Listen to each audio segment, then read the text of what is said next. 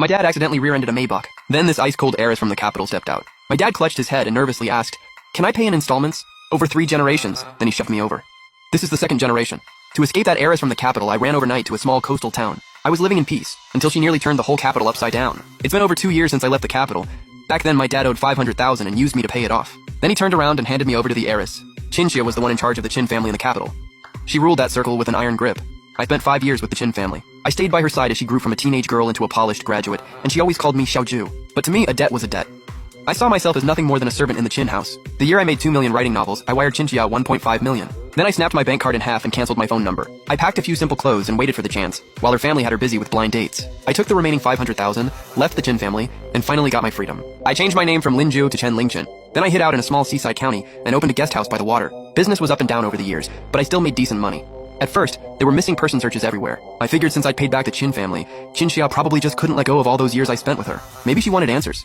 I thought she'd stop looking after a while until recently. The search quietly started dying down back in the capital. I figured Chinchilla had forgotten me by now, and I finally relaxed. It was time for me to get back out there and work, instead of living off my savings forever. I also wanted to see home again, so I took a train ride that lasted a full day and night. I went back to the place where I was born, and with a little asking around, I found my parents' place. They were doing pretty well there too, and they were kind of known around town. People nearby said the family had a capable youngest son who'd ended up with a powerful family in the capital. That family took great care of them, so even the local big shots didn't dare cross them. They got plenty of perks out of it. All 5 brothers got an education and jobs. As for the 3 sisters, they got married early, and some of them still lived at home after marriage. One day my parents went out shopping and I pretended to browse around while following behind them. When I heard what they were saying, I didn't know whether to laugh or cry.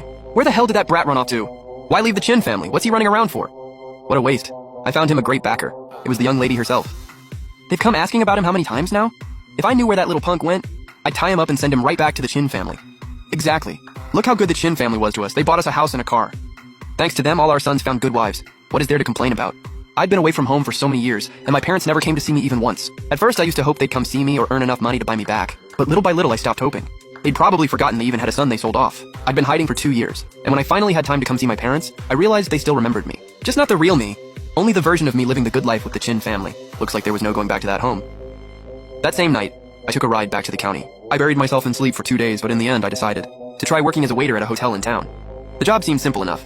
It wouldn't draw too much attention, and the hotel owner interviewed me. He saw I looked decent and had me start that very same day. I'd never worked a real job before. It was my first time. I didn't expect even a simple job like this would come with people looking down on me. "Hey, Xiaolin, go up front for a second."